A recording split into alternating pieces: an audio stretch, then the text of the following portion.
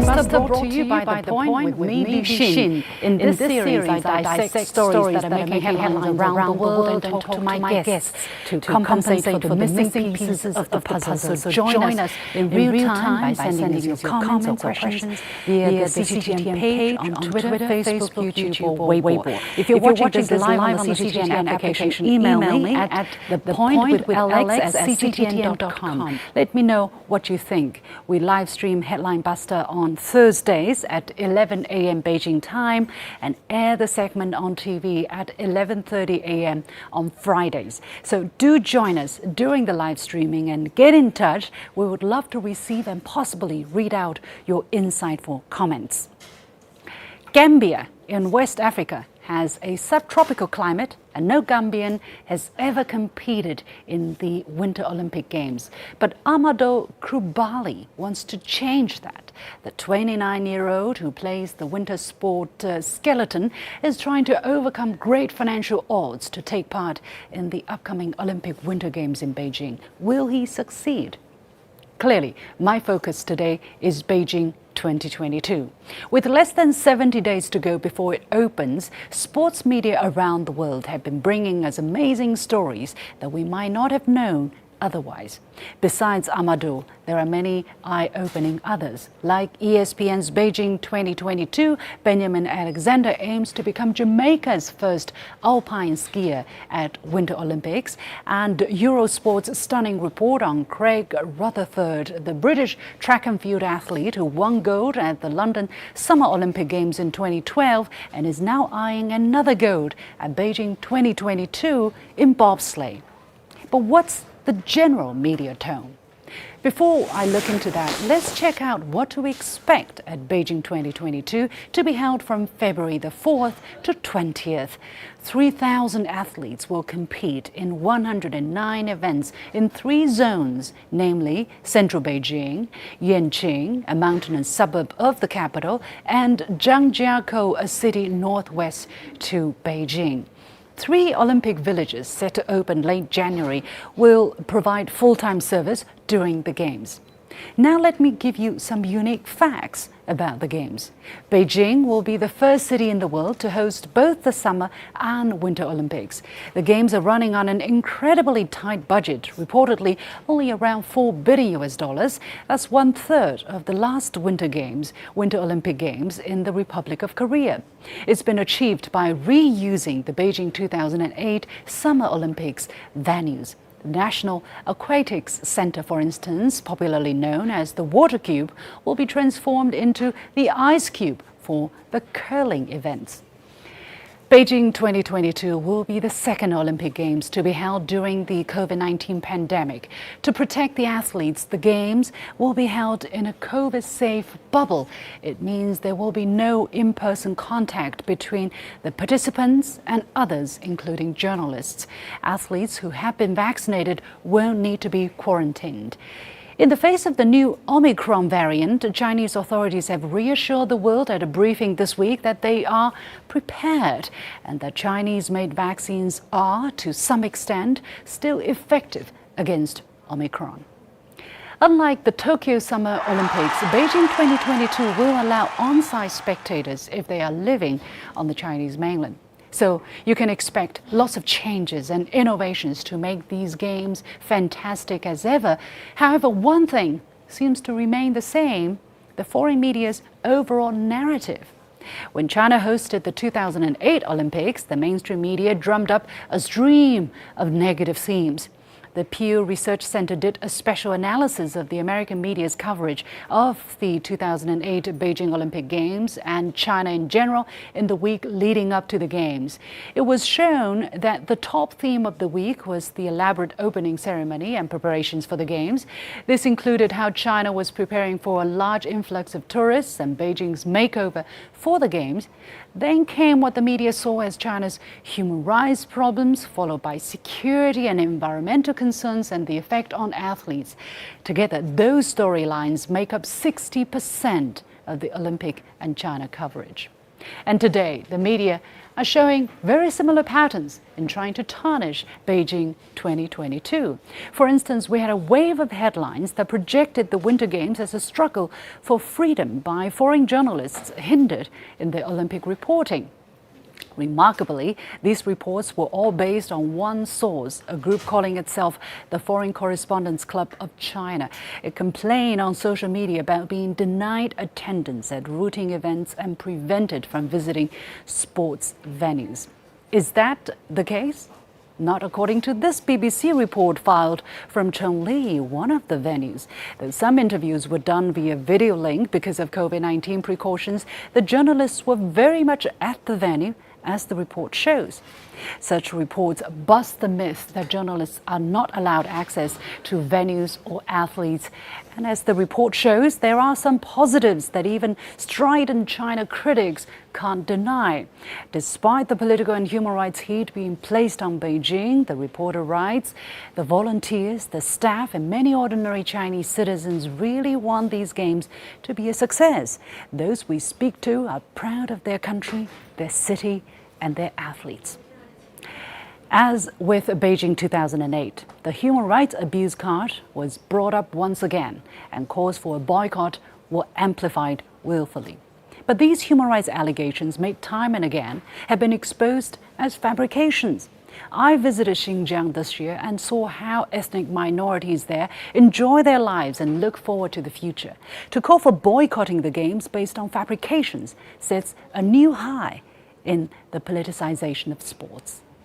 On November the 22nd, the International Olympic Committee stood firm by its commitment to the Beijing Games. Beijing will make history as the first city ever to host both the summer and winter editions of the Olympic Games. Already now, all elements are in place for China to deliver successful Olympic Winter Games Beijing 2022 that will change the landscape of winter sport forever. Knowing that a complete boycott would receive little support, the idea of a diplomatic boycott was conjured by some to discredit China without hurting the athletes. They so think. It means while athletes should participate, government officials shouldn't. Now, despite governments around the world voicing support for the Games, some media have been beating the drum for the so-called diplomatic boycott. The latest wave followed the virtual meeting between Chinese President Xi Jinping and US President Joe Biden last month. Perhaps not happy with the signs of positivity which emerged from the meeting, a US columnist speculated in an opinion piece a day later that Biden is considering diplomatically boycotting the Games, citing insider knowledge. That opinion piece, remember it was just an opinion, unconfirmed and uncorroborated, was immediately picked up by Reuters as a one-sentence news brief and sent around the world. There was nothing more in the brief, but that a US columnist, had said that the Biden administration is soon to announce a diplomatic boycott. Beware, this is the same columnist who claimed that China pocketed US taxpayers' money. How? That US taxpayers' money is being used by the UN to buy vaccines produced by China simply because the US donates to the UN. US officials in charge of the matter explicitly denied such claims to this columnist. You see, these people know very well how to play the game, that timing is the key. When everyone was talking about what the Xi-Biden meeting had achieved, here was this bombshell story grabbing the spotlight. What will Biden decide days later? Who cares? This is just a glimpse of how media is savvy in setting the agenda. They attempt to create a momentum for disrupting the Games and shaming China, no matter that people around the world, including children, are looking up and forward to the Games. But these attempts are making little headways. As Beijing 2008 turned out to be a great memory for everyone, Beijing 2022 will also make history, to quote Thomas Bach. And more countries and organizations are voicing support for the Games, including the G20, India, Japan, and the list will grow. Those seeking to sabotage the Games should be reminded of a celebration held recently in Houston, Texas, the United States. November the 23rd was the 50th anniversary of the American table tennis team's visit to China in 1971 to play the first matches which broke ice in bilateral ties. And it became known as ping pong diplomacy, promoting people-to-people contact and friendship through sports. That is the power of sports, and it will endure, no matter how some people try to tear it down. Let's take a break here. And after that, my guests from the US, China, and UK will talk about the real Olympic stories that need to be making the headlines. Stay with us. Let's start line. Genting Snow Park has completed a 4-day ski cross test event for the Olympic Winter Games in February. Well, we can feel the excitement as the athletes experience the venue and the brand new Olympic course for the very first time.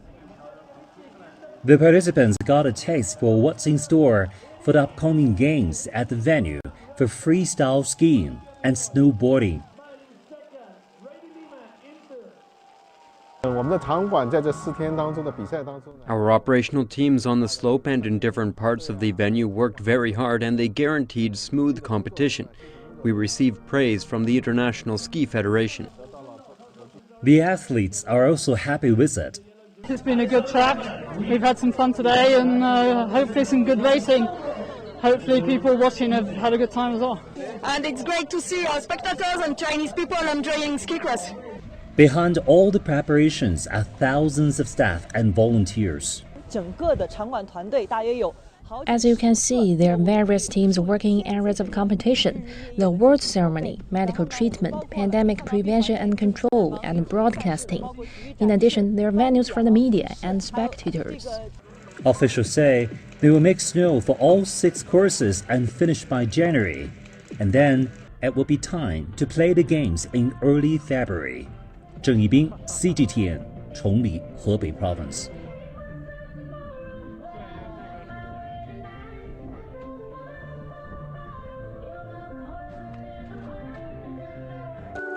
Beijing. The world's fastest skaters coming in with speed and balance. Figure skaters showcasing their elegance and precision are expected to shine. Intensity and power, while ice hockey gets spectators jumping out of their seats. A sport of focus and concentration. Curling is arguably the game's most strategic event. The 2022 Winter Games are here. Join us for all the action, only on CGTN. Welcome back to Headline Buster, and I'm going to bring in our guests. They are Andy Boreham, columnist and filmmaker from Shanghai Daily, joining us from Shanghai. Carlos Martinez, co-founder of No Cold War, which is a campaign to oppose the idea of a new Cold War. He's joining us from London, UK. Thank you so much for being up so late in the evening or early in the morning. And Victor Gao, chair professor from Suzhou University. So gentlemen, the warmest welcome to Headline Buster. Let me go to Victor first. We already have this monologue where I talked about my impression, my analysis of what has been happening. In the media, there's a saying, when it bleeds, it leads, right? However, when it comes to China, it seems that even if it doesn't bleed, it's made to look like that. Despite a track record of hosting successful international sports events, there seems to be this effort to disrupt, to discredit the Beijing Games as much as it can and well before the Games opens. Victor, what do you think is the logic or emotion that's behind this initiative to trash the Beijing Games? Well, first of all, let's hope Beijing 2022 will be a great success. It will generate all the splendid spectacles for not only the Chinese to see, but for mankind as a whole to witness. And all the countries which participate in the Beijing 2022 Olympic will be glorified by their presence. And those who are demanding boycott of the Beijing Olympics or diplomatic boycott, first of all, they are barking at the wrong tree. Secondly, their attempts are futile, and the Beijing Olympics will be a great success despite of their repeated efforts or vilifying the Beijing Olympics. I would say they probably want to blackmail China or vilify China, and for lack of other good excuses, they just want to jump onto this bandwagon as if boycotting Beijing Olympics will do honor to their own country. They are really depriving their athletes of their tranquility of the mind to come to Beijing to participate in the 2022 Olympic. And I hope they will demonstrate at least decency for their own countrymen and countrywomen before they embark on this long journey to Beijing for the Beijing 2022 Winter Olympics. So let's hope the Beijing Olympics be a splendid success despite of all these wrongful barkings of these people. Well, it seems the tranquility of mind of these athletes comes definitely not on top of the lists when some journalists are writing about China. Andy, let me go to you. I noticed that you have posted some videos on YouTube talking about similar theme, the manipulation of public discourse by some media. It's called U.S. media continue to push Beijing boycott. This B word I don't want to repeat here. So tell me what's on your mind that made you want to talk about this, to speak out against this on social media, and what kind of reaction do you get when you try to debunk these initiatives? Well, I guess what's on my mind is the China I'm seeing, the stories I see here. They really don't line up. As someone who's lived in China for nearly 10 years, the stories and the life I see here doesn't line up with what I'm seeing reported overseas. But to be honest, it's nothing new. It's kind of the same old playbook. It's kind of like a broken record, which is like this concerted pushing of these tired old tropes, I guess you could call them, under the banner of mass human rights or whatever they want to call it. And the key, I think, is to creating drama. This is why they do it. They want to create conflict. And we shouldn't forget this is really how the Western mainstream media operates. It's all to sell papers and to attract clicks, I guess. But also in terms of the Olympics, it's also nothing new. As you said before, there's been many calls in the past for boycotts. If you think back just to the Sochi Winter Games in 2014, we had massive calls from Western mainstream media to boycott those games over LGBT issues, I think. And then, of course, Beijing 2008. I can't even remember what they were talking about then. I think something to do with Tibet. But things have changed. Now Tibet is no longer all the rage, I guess. It's not a trendy cause anymore. So now the Western media is focusing on Xinjiang, like you said, mass incarcerations, genocide, which was downgraded to cultural genocide, supposed slave labor in the cotton fields. All of these things have been discredited to a large degree, but they still keep pushing it. So I think now we're seeing the same methodology, it's just different targets. So whereas before they may have been trying to hurt Xinjiang's cotton industry, for example, and now they're aiming for a Olympic boycott. So I think it's the same old thing, just a new target. Carlos, tell us about your observation on this issue. You have been campaigning very hard against any attempts to stoke a new Cold War. Do you see such media reports or such, manipulation of public discourse being part of the attempts, or do you see it differently? Yeah, it seems to me the media in the West particularly falls very easily into this pattern of swallowing and reproducing propaganda of this nature because it exists within a context, within an environment of propaganda and anti-China hysteria, frankly, that's been building up for years now in relation to Xinjiang, in relation to Hong Kong, regarding the South China Sea, regarding Taiwan province, regarding the origins of the coronavirus pandemic. The propaganda has reached a stage where China bashing has become sort of a matter of routine. We in the West, we blame China for everything, for COVID, for unemployment in the American Midwest, for slow economic growth. It's sort of taken for granted that this idea of an Olympic boycott would be legitimate, would be justified. A few people are arguing against it on the basis of, well, it's inconsistent with the Olympic spirit and so on. And fair enough, it is inconsistent with the Olympic spirit, which is supposed to be about building common understanding through sport. But nobody's talking about, well, does China deserve to be boycotted? Has China really committed these human rights abuses that it's accused of? Does it need to be punished? China has already been subjected to trial by media and has been pronounced guilty on that basis. The irony being that, we're talking about countries, the US, Britain, Canada, Australia, and so on, that consider themselves to be advanced democracies that adhere to the rule of law. Well, a basic principle of the rule of law is that the accused party is innocent until proven guilty. But the fact is, we've got this broader context of a propaganda war against China, which is being promoted by very specific elements within the US's allies, that have a vested interest in escalating tensions with China, particularly the military-industrial complex. And often these stories that appear in the media have been placed there by think tanks such as, for example, the Australian Strategic Policy Institute. And so it's actually no coincidence. Which is funded by US governmental money as well. That's right. It's funded by the US Department for Defense, the Australian Department for Defense, and Lockheed Martin and Boeing and a number of other arms companies. Indeed, there seems to be a very deep undercurrent behind all of the surface that we're seeing. But Victor, coming back to you, this is very depressing almost when you read the story, because any influential paper and influential website that you open up, often you see negativity. What is that loss here? What is the readers being denied when an event, an important event is being prepared and being organized? What is the consequence of such, distorted narrative? Well, I would say such China bashing and China vilification campaign by some of the media agencies in the West deprive their readership of their right to know the truth, of know what China is really about.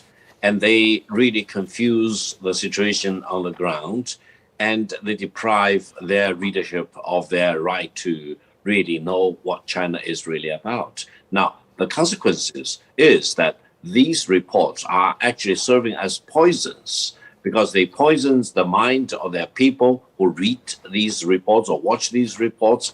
And then they also poison the minds of some of their decision makers in their country. And they contribute in a profound way to this deterioration of relations of these countries against China. And they stoke up fear for Cold War. Now, on the other hand, I think China adopts a very straightforward attitude. That is, China wants to use the practice as the true litmus test of truth. So China does not fear such negative reports, because I think eventually the truth stands out. If you talk about no human rights protection in China, I would say China's tremendous transformation cannot take place without due protection of human rights. And we also believe China's rapid economic development cannot be a reality if we do not promote democracies or democratic rights of the people. So I think those sophisticated readers will know that these Western media reports are wrong, and they have a purpose, and they are barking at the wrong tree. Eventually, they turn their own people into victims because they do not know the realities and the truth in China, which is such an important factor in the world of today. Andy, let me go to you. You have spent 10 years in China. You have traveled extensively, I believe. What do you see is the missing link here? Because if you read the reports, it's often focused on who's being invited, who's not being invited, who is considering diplomatic, who's not considering diplomatic. It seems that it has become a fact that there is human rights abuse that Western countries are accusing of China. It seems that has become something that is an accepted, foundation to draft government policies. What do you know that has to be said here?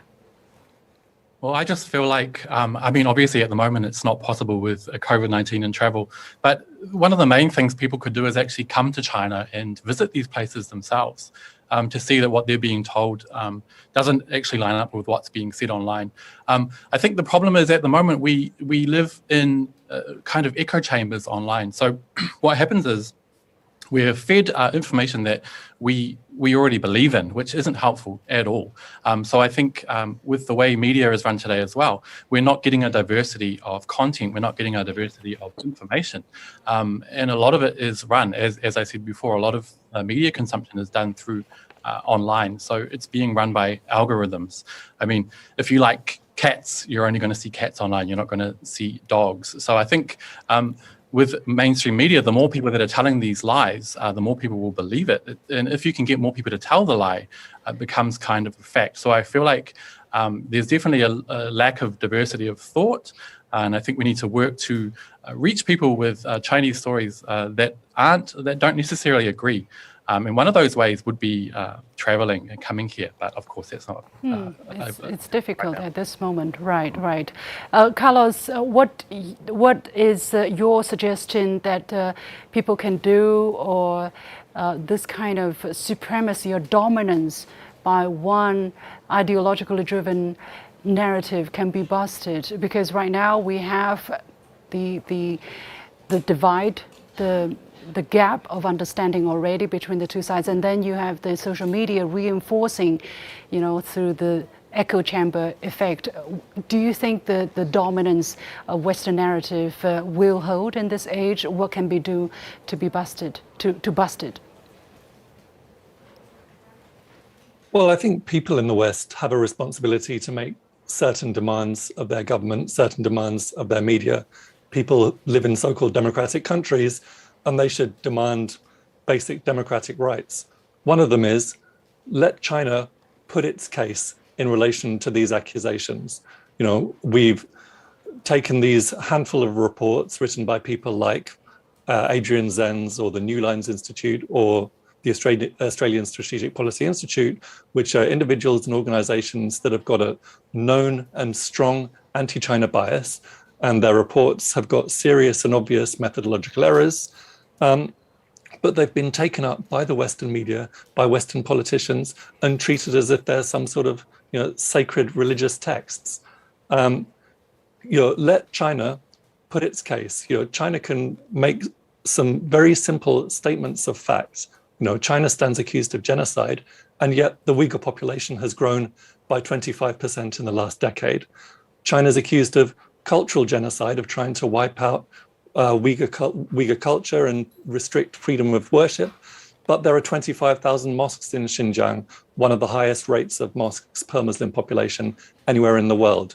They can see reports, including from your program, where ambassadors from Pakistan, from Palestine, from Iran and other countries have reported visiting Xinjiang and seeing with their own eyes, witnessing freedom of worship.